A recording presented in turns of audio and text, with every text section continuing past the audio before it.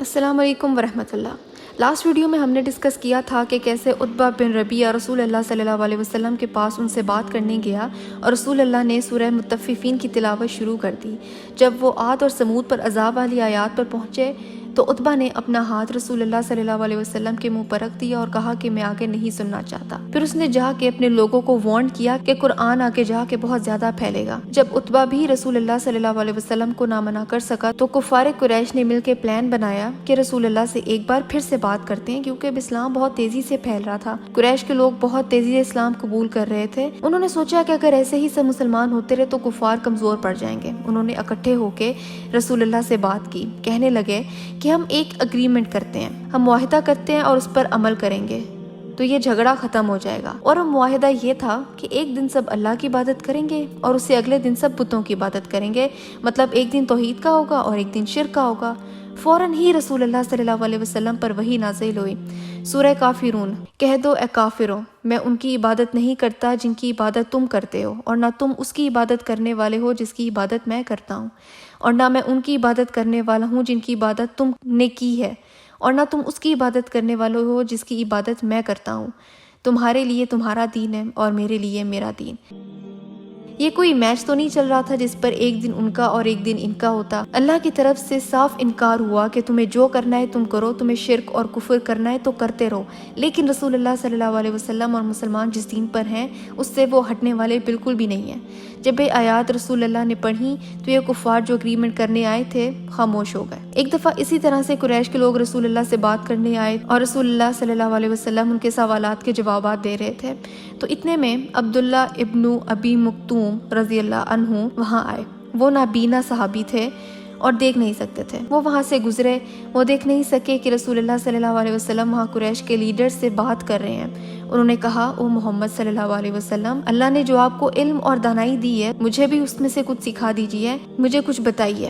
رسول اللہ صلی اللہ علیہ وسلم بات کرتے کرتے رکے، ان صحابی کی طرف ناگواری سے دیکھا۔ اس وقت رسول اللہ کفار کو دعوت دے رہے تھے تو انہیں یوں ٹوکے جانا ہلکا سا ناگوار گزرا۔ چہرے پہ ہلکے سے ایکسپریشنز آئے اور واپس رسول اللہ صلی اللہ علیہ وسلم قریش کے لوگوں سے بات کرنے لگ پڑے کہ اس وقت یہ لوگ میری بات سن رہے ہیں، شاید ایمان لے آئیں، عبداللہ سے میں بعد میں بھی بات کر سکتا ہوں۔ فوراً سے جبریل علیہ السلام وحی لے کے آئے۔ سورہ عبس کی پہلی آیات۔ پیغمبر نے تیوری چڑھائی اور بے رخی برتی اس بات پر کہ وہ اندھا اس کے پاس آ گیا۔ تمہیں کیا خبر، شاید وہ سدھر جائے یا نصیحت اور دھیان دے اور نصیحت اس کے لیے فائدہ مند ہو۔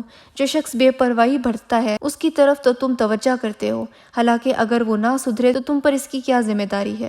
اللہ نے اپنے نبی کو ڈانٹا اس بات پر کہ رسول اللہ صلی اللہ علیہ وسلم نے نابینا صحابی سے ناگواری کیوں برتی اور ان پر توجہ دی جو بات سننے کو تیار بھی نہیں ہے، اور ان کو اگنور کر دیا جو خود آپ کے پاس آئے ہیں۔ ان آیات کے اترنے کے بعد فوراً رسول اللہ صلی اللہ علیہ وسلم مڑے اور ان نبینا صحابی کی بات سنی، اور پھر جب بھی رسول اللہ ان سے ملتے تو فرماتے کہ یا عبداللہ، آپ کی وجہ سے اللہ نے مجھے ڈانٹا تھا۔ اور کفار تو یہ بھی جانتے تھے کہ رسول اللہ پر اس طرح کی آیات نازل ہوئی ہیں، اور جو لوگ کہتے تھے کہ رسول اللہ خود یہ کلام لکھتے ہیں وہ بھی اس کو کیسے سوچ سکتے تھے کہ ایک انسان خود ہی اپنے ہی ہلکی سی ناگواری پر خود ہی اپنے آپ کو ڈانٹ دے۔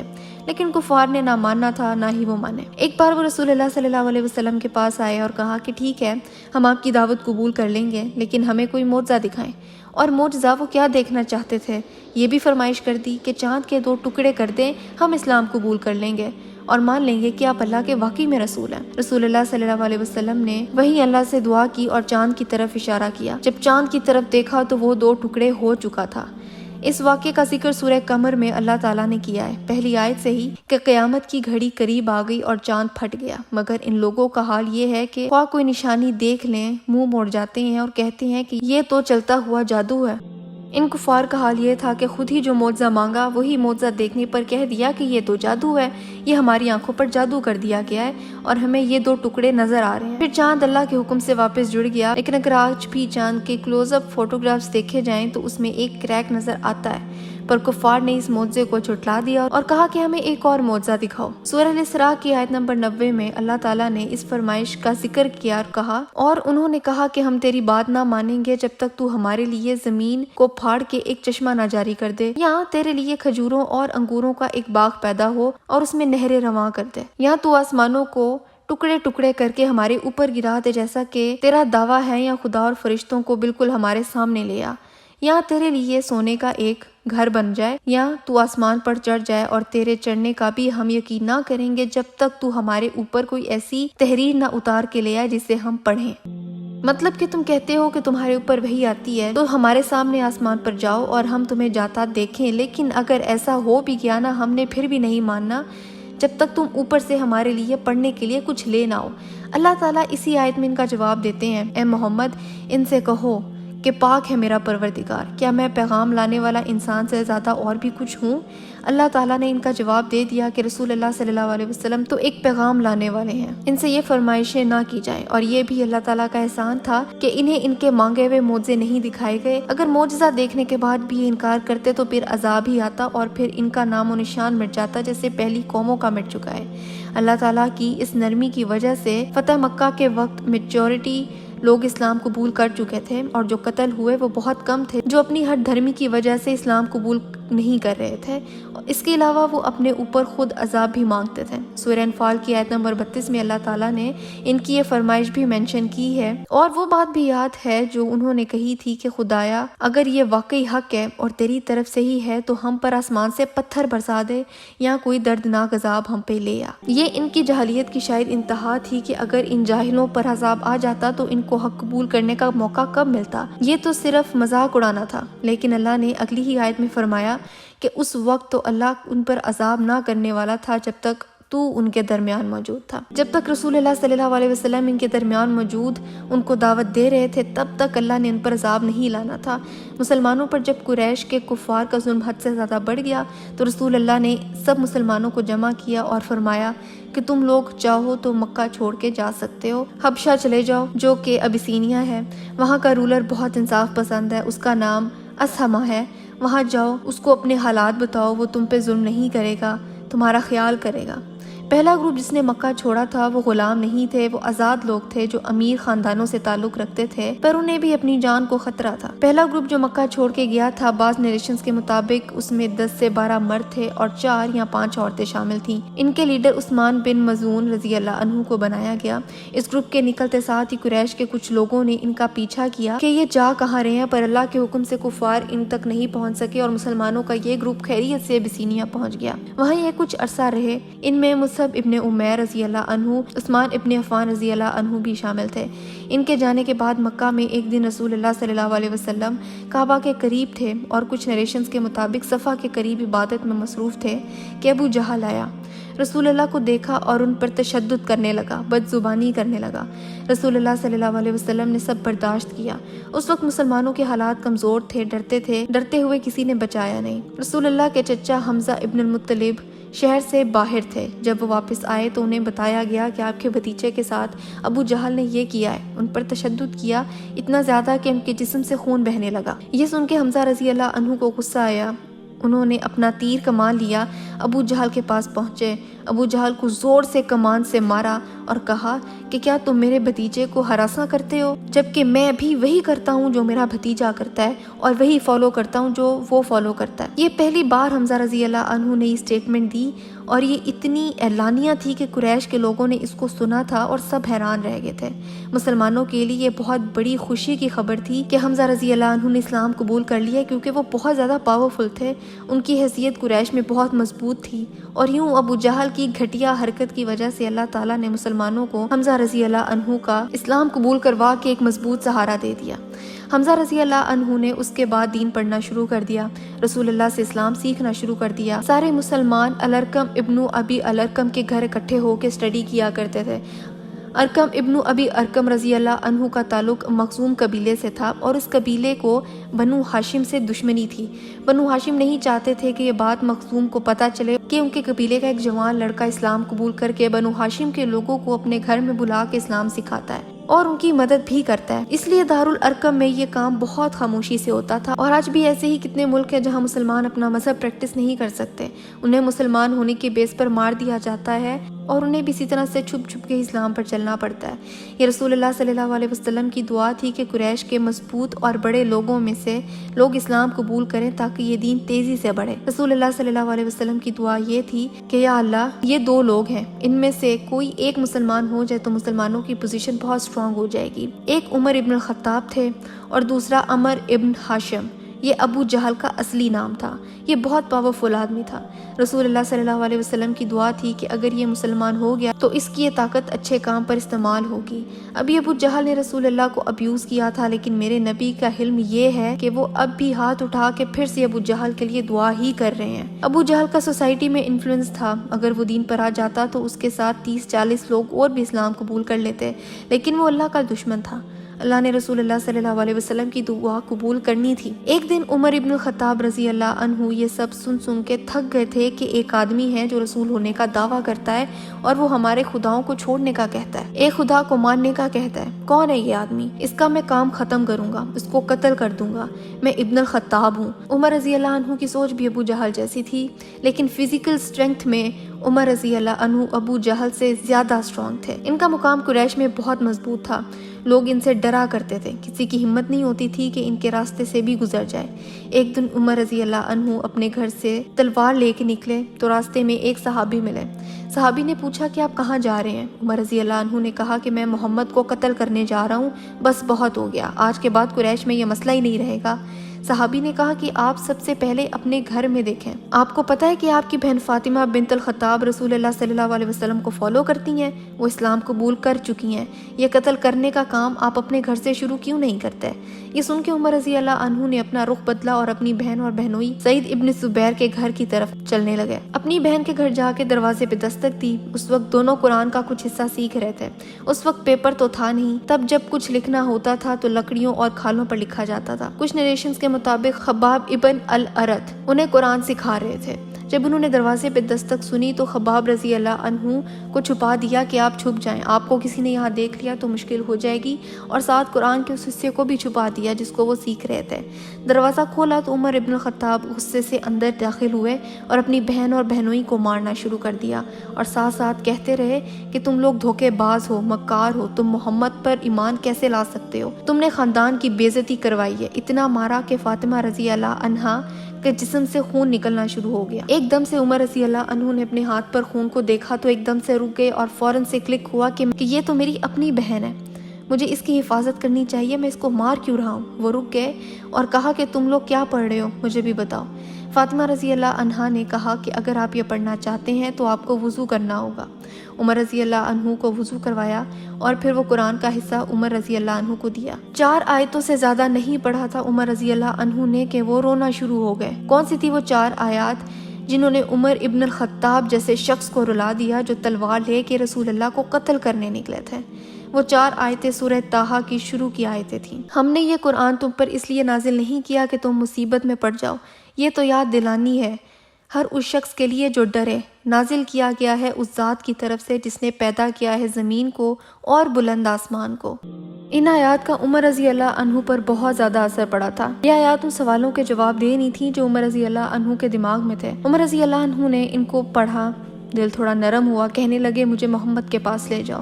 ان کے لہجے کی نرمی دیکھ کے وہ لوگ انہیں رسول اللہ صلی اللہ علیہ وسلم کے پاس لے گئے جو اس وقت الارقم رضی اللہ عنہ کے گھر میں موجود تھے۔ ان کے ساتھ ان کے چچا حمزہ رضی اللہ عنہ بھی موجود تھے جو موجودہ مسلمانوں میں سب سے زیادہ بااثر اور مضبوط تھے۔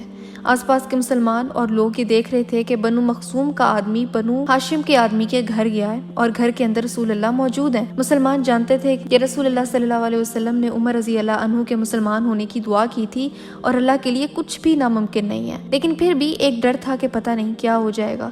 دروازے پہ دستک دینے پہ پتہ چلا کہ عمر رضی اللہ عنہ آئے ہیں تو حمزہ رضی اللہ عنہ نے کہا کہ اندر آنے دو، یہ عمر ہے، اگر اس کی نیت اچھی ہے، اگر اللہ نے اس میں بھلائی رکھی ہے تو یہ اسلام قبول کرے گا، اور اگر اس میں شر ہے اور یہ بری نیت سے آیا ہے تو ہم اللہ سے دعا کرتے ہیں کہ وہ اس سے نمٹنے کے لیے ہمارے لیے آسانی کر دے۔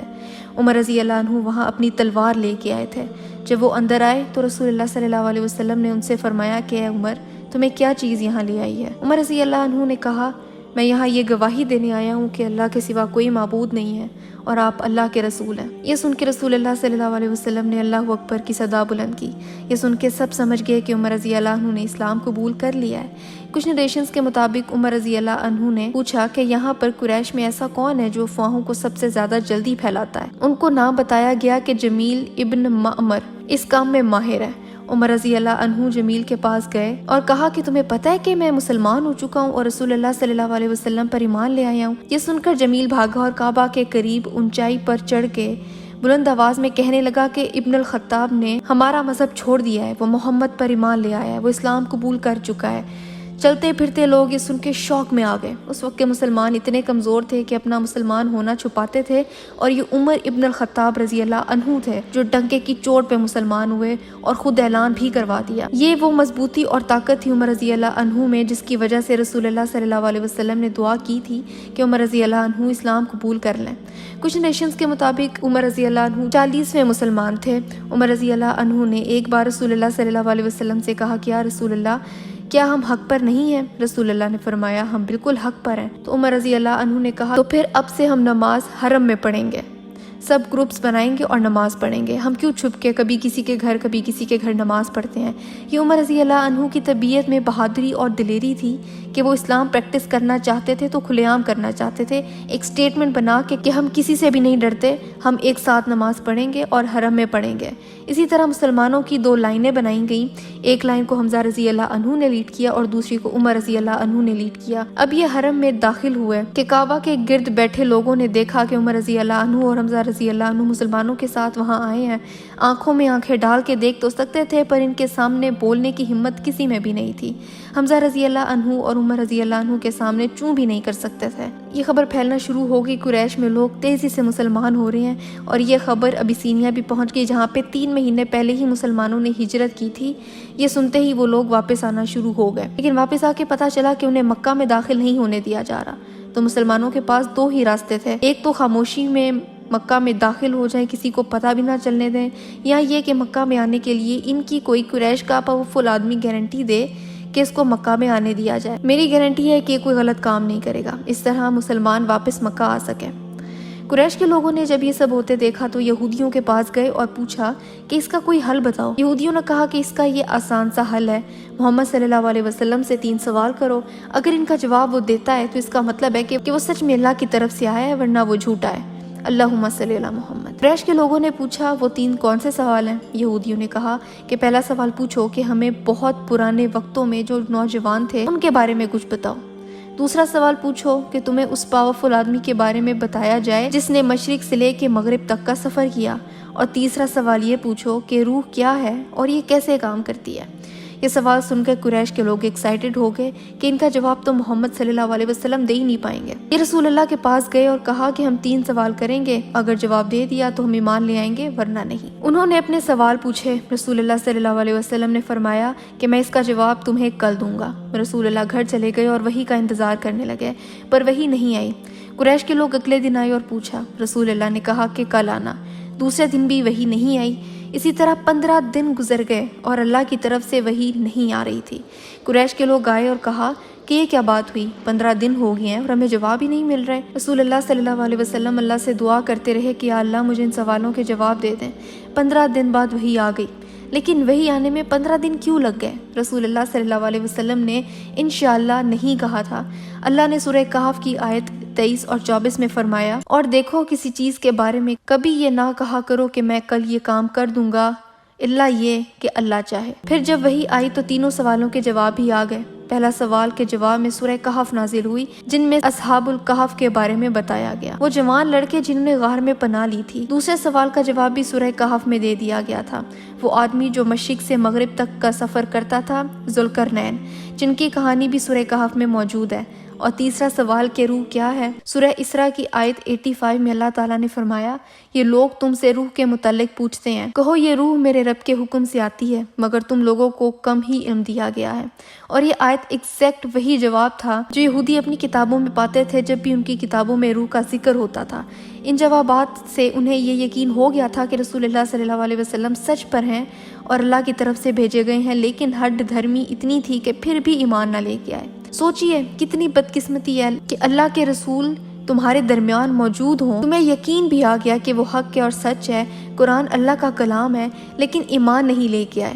اب قریش کے کافروں کے پاس ایک ہی راستہ بچا تھا۔ اب وہ ابو طالب کے پاس گئے اور کہا کہ دیکھو اب یہ بہت زیادہ ہو رہا ہے، محمد کو ہمارے حوالے کر دیں اور انہیں پروٹیکٹ کرنا چھوڑ دیں، ہمیں محمد کو قتل کرنے دیں اور اس کے بدلے جتنے آدمیوں کے خون بہا کا پیسہ چاہیے ہم آپ کو دیں گے۔ ابو طالب نے انکار کر دیا کہ نہیں، ایسا بالکل بھی نہیں ہو سکتا۔ پھر انہوں نے دوسری آفر کر دی کہ ٹھیک ہے، اب محمد ہمارے حوالے کر دیں اور قریش میں جس بھی خاندان کا چاہے کوئی بھی بچہ لے لیں۔ ابو طالب نے کہا کہ کیا تم پاگل ہو گئے ہو؟ اپنا بچہ میرے حوالے کر رہے ہو تاکہ میں اس کو پال پوس کے بڑا کروں، اچھی پرورش کروں، اور میرا بھتیجا تمہیں اس لیے چاہیے کہ تم اس کو مار دو صلی اللہ علیہ وسلم۔ جب انہیں یقین ہو گیا کہ ابو طالب سے تو بات بن ہی نہیں سکتی، تو یہ سب اکٹھے ہوئے اور جتنے بھی یہ جاہل اور ان پڑھ تھے انہوں نے کانٹریکٹ لکھا۔ ان کو کاغذ اور قلم اٹھانا پڑا، سب نے مل کے ٹریٹی لکھی کہ بنو ہاشم اور بنی مطلب کے لوگ جتنے مسلمان ہوئے ہیں ہم انہیں مکہ کے اس حصے سے نکال دیں گے جہاں یہ سب رہتے ہیں، ہم ان سے قطع تعلق کر لیں گے، نہ ہمیں انہیں کچھ بیچیں گے، نہ ہم ان سے کچھ خریدیں گے، نہ ہم ان لوگوں میں شادیاں کریں گے، نہ ان کو اپنے خاندانوں میں شادیاں کرنے دیں گے، نہ ہم انہیں کچھ دیں گے، نہ ہم ان سے کچھ لیں گے، نہ ہم ان کے ساتھ کوئی کانٹریکٹ کریں گے، نہ انہیں اپنے ساتھ کوئی کانٹریکٹ کرنے دیں گے، نہ ہم ان سے ملیں گے، نہ انہیں ملنے دیں گے، نہ ہم ان کے ساتھ بیٹھیں گے، نہ ہم انہیں اپنے ساتھ بیٹھنے دیں گے،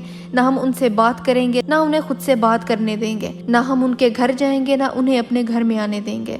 اس طرح انہوں نے مسلمانوں سے ہر طرح کا تعلق ختم کر دیا۔